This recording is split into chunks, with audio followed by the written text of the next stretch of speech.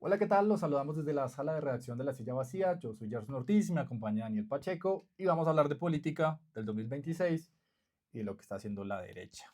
Miguel Uribe gasta en grande. Tituló su historia publicada esta semana.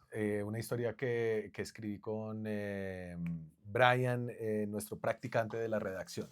Y entonces ustedes empiezan a explicar de entrada cómo Miguel Uribe no está ahorrando gastos ni inversiones en este momento de la campaña, un momento en que no está regulado, que no tiene control y en el que cada candidato, digamos, hace lo que quiere para posicionar su nombre de cara a las consultas internas, que son el primer momento de la campaña, y ya el resto del 2026. Brian Niño. Brian Niño, nuestro practicante.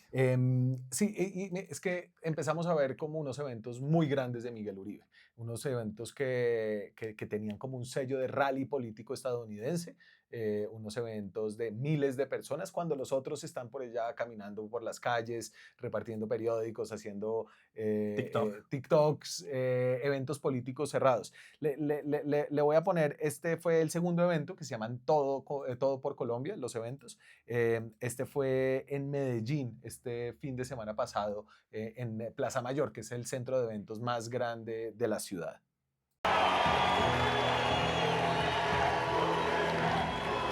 El Urabá antioqueño va a ser el polo de desarrollo y inversión más importante de Colombia.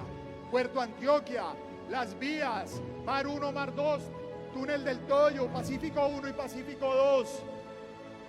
Vamos a desarrollar el Urabá antioqueño como el mejor polo de inversión, turismo y desarrollo agroindustrial.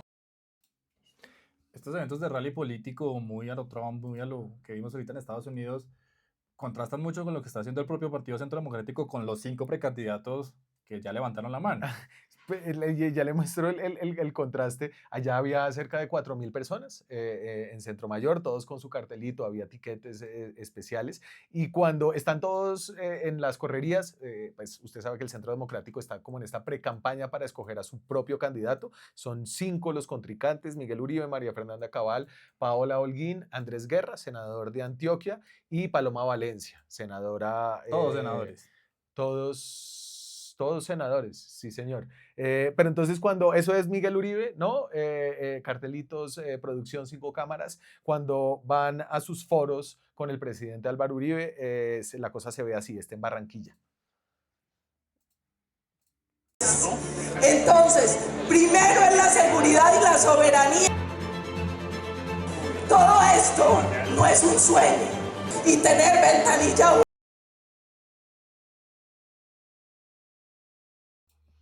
Y entonces lo que uno ve es que para que Miguel Uribe llene estos escenarios, a diferencia de lo que hace el otro Uribe, Álvaro, en los foros regionales, detrás hay toda una logística, hay toda una estructura, hay una inversión grande. ¿De qué estamos hablando? ¿Qué encontraron ustedes en Bogotá y en Medellín? Y entonces lo que encontramos, además un poco de los mar de chismes internos, obviamente en el fragor de una disputa abundan, fue que Uribe tuvo una gran apertura a responder las preguntas sobre el origen de la financiación de estos eventos. Han sido dos, uno aquí en Bogotá en el Palacio de los Deportes, que es un foro grande que le caben como 7.000 personas. Yo creo que él metió unas 5.000. Ese fue un evento totalmente pagado por, dice él, por los concejales de la ciudad, Del Centro Democrático. del Centro Democrático. Él, acuérdese, pues había hecho política aquí en Bogotá Fue muchos candidato a la años, alcaldía de Bogotá. fue candidato a la alcaldía, fue secretario de gobierno de Bogotá, entonces tiene apoyos políticos fuertes y hay algo de discordancia entre las versiones. Sandra Forero, por ejemplo, que es una de las concejales, que era antes presidenta de Camacol, dice que ella invitó gente y ayudó a llevar gente, pero que no puso plata. Miguel dice que no puso plata.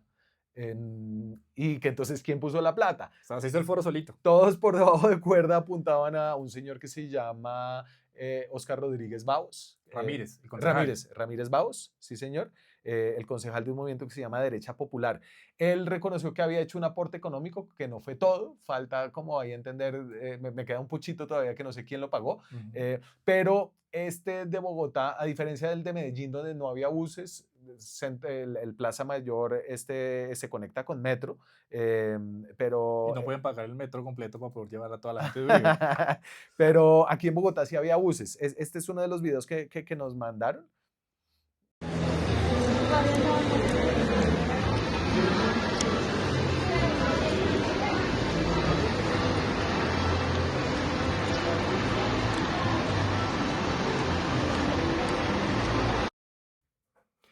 Movilizar buses, alquilar ese escenario, llevarte a los policías, eso vale plata. ¿Ustedes cuantificaron más o menos eso cuánto le está costando a Miguel Uribe o a los financieros de Miguel Uribe?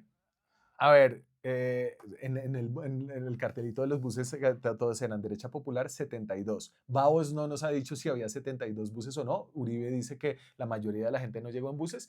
Sí lo pudimos cuantificar utilizando un poco las cifras de Uribe, ¿no? Okay. Entonces, Uribe dice que el evento de Medellín le costó 100 millones de pesos y que él lo pagó todo, ¿no? Obviamente ayudaron a invitar. ¿Él? Ganan bien los senadores, ¿no? Él no, su papá.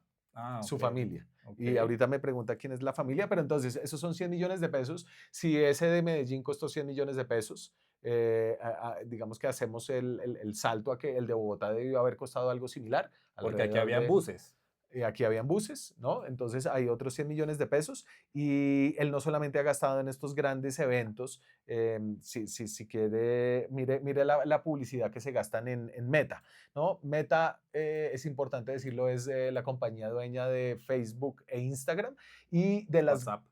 y WhatsApp y de las grandes plataformas tecnológicas de redes sociales, es la única que tiene como una ventana de transparencia para saber cuánto están gastando los candidatos en su propia publicidad. Y ahí usted tiene que Miguel Uribe va por los 100 millones de pesos. Porque arriba hay alguien más. Vicky Dávila que va sobrada, ¿no? Esto es desde enero hasta hoy, ¿no? Él se va actualizando automáticamente, lo pueden buscar ahí en la silla y si quieren también les dejo el link al buscador de Meta aquí en la descripción. Pero déjeme hacer un paréntesis con Vicky Dávila porque ustedes cuentan la historia que de alguna manera Vicky tiene los ojos sobre la campaña de Uribe, a través de la revista Semana, de la que Vicky hizo parte mucho tiempo. Y le tengo algo sobre eso que está chévere que me dijo Miguel. Déjeme cerrar esta idea y es, entonces, 100 en Meta, 100 por, Evento público. 100 por evento público.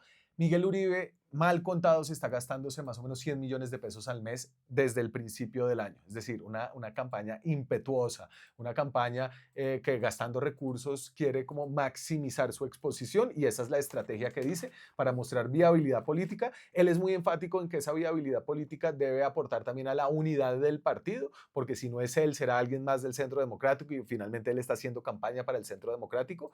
Eso es algo con lo que no están de acuerdo sus opositores. Sí, pero esa estrategia, pensando en este primer momento, lo que ustedes dicen es que está generando una ruptura porque, por ejemplo, dentro del Centro Democrático no es claro cómo van a elegir el candidato al que Uribe mayor le va a alzar la mano de cara, inicialmente creemos, a la consulta de la derecha. Claro, y ahí entonces se cuadran las cuentas con y la estrategia de campaña con lo que quiere Miguel Uribe en términos del mecanismo. Él quiere un mecanismo que sea rápido, a través de encuestas, o algún sondeo con la militancia, una mezcla de eso, y que se haga muy pronto, ¿cierto? Que no se demore hasta, porque hay otra posibilidad que son las consultas de los partidos en octubre, ¿cierto? Octubre.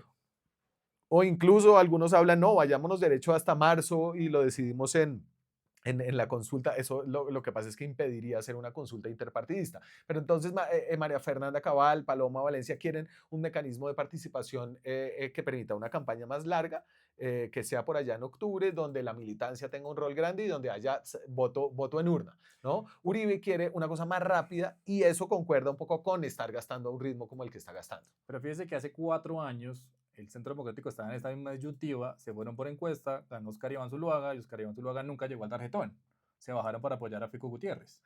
Corren este mismo riesgo 4 años después. Claro, y entonces por eso la estrategia de Uribe es que el Centro Democrático tenga un candidato temprano para que pueda ¿Para que se baje después? unificar al partido y llegue fuerte a esas consultas de marzo y con esa fortaleza, digamos, de alguna forma, obligue a todos los candidatos a meterse, porque usted sabe que Vicky ha dicho que no le interesa entrar en ese tipo de mecanismos de consulta, que ella quiere, pues ella dice que ya quiere ganar en primera vuelta, pero es decir, quiere llegar a primera vuelta, como lo hizo Rodolfo Hernández, ¿no? Claro. Pero en la medida en que haya un candidato del Centro Democrático más fuerte, medido en encuestas, pues va a ser más difícil para Vicky decir, no voy a ir a esta consulta, no me voy a medir con este candidato y voy a ir derecho. Entonces, en ese sentido, es que está pensada la estrategia de Uribe. Él dice que él no es que esté gastando más plata que los otros, sino que su plata se ve más. Yo lo que pasa es que no veo por dónde los otros podrían estar gastando plata, a no ser que sea plata por debajo de la mesa, que no es lo que al menos él está haciendo, porque esto es plata que sí se está viendo efectivamente. Y que no solamente él. Entonces ahí le vuelvo a abrir el paréntesis de la familia. Él habla que es la familia la que le está ayudando a costear esta parte de la campaña. Sí. También hay rumores de que hay empresarios paisas detrás de esta financiación. ¿Qué logran ustedes encontrar ahí también? Y entonces ahí viene un poco lo de Vicky en Semana, pues cuando ella era directora de Semana. Tenemos aquí, les pongo esta noticia de Semana, y era cuando se conoció que Lester Toledo, que es un asesor político extranjero venezolano que trabajó con Bukele, que trabajó con María Corina Machado, le estaba ayudando a Miguel Uribe. Semana publicó como un confidencial diciendo que los empresarios paisas habían hecho una vaca de $100.000 para pagarle a Toledo Eso es a Miguel. plata. Eso sí son todo lo que no se ha gastado todavía este año Uribe. Él lo desmiente, ¿no? Entonces desmiente dos cosas. Primero dice obviamente que Toledo sí está trabajando con él, de hecho estaba en el evento de Medellín, pero dice que Toledo lo buscó a él el año pasado y le dijo, yo quiero trabajar con usted porque creo que usted va a ganar, y entonces al principio no le pagó nada. Dice que ahora le está ayudando como en unos costos logísticos, me imagino que transporte, etcétera, y le está pagando algo. Ahí no dice cuánto, y que eso es con recursos de su familia. Pero, y le añado, porque la noticia de Vicky venía como con el dato adicional de que esos empresarios paisas incluían a Manuel Santiago Mejía, que es el dueño de Alcosto, que es una de las caras visibles del grupo empresarial antioqueño en Medellín. Que siempre juegan fuerte en las elecciones. Y Uribe dice, en efecto, Manuel Santiago Mejía me está apoyando y me ha hecho reuniones con amigos, pero lo que me dice es no me ha dado plata. Okay. A diferencia de lo que publicó Vicky, que evidentemente ya tenía un ojo puesto en la campaña de la derecha antes de decidir qué quería hacer. Un año antes de retirarse. Eso fue como en junio de 2024. Y bueno, y entonces ahí viene la otra pregunta que usted me hacía, es pues, ¿quién es el papá de Miguel Uribe? ¿Quién es la familia de Miguel Uribe? Entonces, Miguel Uribe Londoño, que es el papá, pues es obviamente el viudo de Diana Turbay, que es la mamá de Miguel Uribe, que es la hija del expresidente Julio César Turbay, una periodista que fue asesinada durante un secuestro que le hizo Pablo Escobar, cuando Miguel Uribe era muy, muy pequeño, no era un niño. Un hecho que él ha dicho que lo marcó profundamente, y que crea un poco esa figura de fortaleza frente al crimen que él hoy trae en su plataforma del Centro Democrático. Pero entonces el papá de Miguel Uribe vino de una familia de empresarios paisas. Su bisabuelo es el fundador de Coltejer, que fue como esa gran fábrica textil de Antioquia. Su abuelo también trabajó ahí y dice que ellos tienen negocios y que son empresarios en Antioquia, y por eso tiene pues la fortuna y el privilegio de contar con recursos familiares para poder financiar su campaña en un momento en el que las reglas de campaña son... Para allá iba, digamos que estamos en un momento en el que hay un gris, no hay una norma que restrinja ni vigile la plata que se están gastando los candidatos, y esta discusión ha tomado forma después de la famosa P de Petro. La P de Petro, devolvámonos al año 2021, era noviembre. Noviembre de 2021. ¿Cómo pasa el tiempo? Y Gustavo Francisco era senador. Senador, ¿no? Comisión Primera. Y como senador, ya se sabía que obviamente era candidato, hizo un gran evento público con una plataforma así en forma de P era la Plaza de la Paz de Barranquilla, no me acuerdo exactamente, pero en Barranquilla. Sí, que por eso jugaban siempre con las 5 P. Claro, entonces era la Paz de Petro, del Pacto Histórico, y la P de Petro, de la Paz y del Pacto Histórico, ¿no? Y eso fue un mega evento. Y en ese momento, pues, nos estábamos preguntando, ¿y esta vaina, pues, de dónde está saliendo la plata? Su colega, Ever Mejía, contó en ese momento que Euclides Torres estaba detrás de la plata de ese evento. Y detrás de la tarima tomando whisky, viendo cómo funcionaba el evento. Y lo negaron, y Euclides lo terminó aceptando en el marco de la investigación del caso de Nicolás Petro, ¿no? Entonces, y lo aceptó porque no es ilegal dar plata para eventos políticos por fuera del marco de la campaña. Que es el referente que están usando hoy día Miguel Uribe y los demás, porque en ese momento Petro no era oficialmente candidato a la presidencia, sino un precandidato y digamos que justificó ese evento como un acto público Claro, y político. Petro iba a una consulta en marzo, ¿no? Entonces Petro iba a una consulta en marzo dentro del pacto histórico, que en ese momento pues no le estábamos parando muchas bolas a esa consulta porque pues era la consulta de Petro y otros, esos otros eran Carlos Caicedo, Camilo Romero, Francia Márquez, que fue como la consulta interpartidista que cohesionó y que formó el pacto histórico, ¿no? Entonces en ese momento también había una especie de precampaña. Uribe dice que ahora... Bueno, él dice que la P de Petro le parece que era ilegal. O sea, la de, él, la de Petro sí le parece ilegal y la de él no.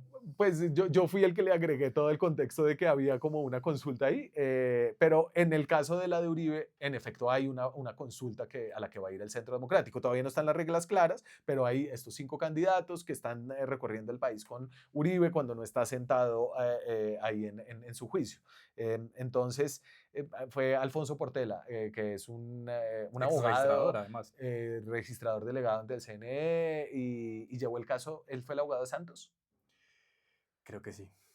Creo que sí. Duda. Ahorita lo googleamos. Entonces, ese es un man que sabe mucho de derecho electoral. Entonces, todo esto es si son gastos extemporáneos investigables en una campaña.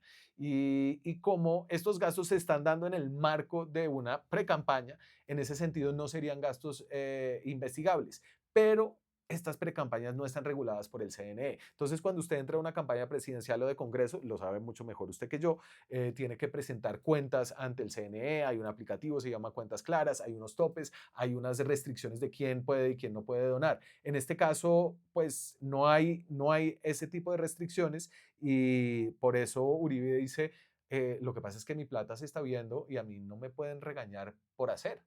Y plata es plata, diría el filósofo Federico Gutiérrez. Alcalde de Medellín. Obviamente no todos en el Centro Democrático están de acuerdo, ¿no? Además porque es desigual. Y no es porque no tengan la plata los demás precandidatos, sino porque creen que tal vez no es el momento de hacerlo o porque no hay reglas definidas por ahora. Yo no sé si no tengan la plata. Lo que pasa es que estar una caja de 100 millones de pesos al mes es difícil de Pero sostener. Son apellidos de plata, Cabal, Valencia. Sí.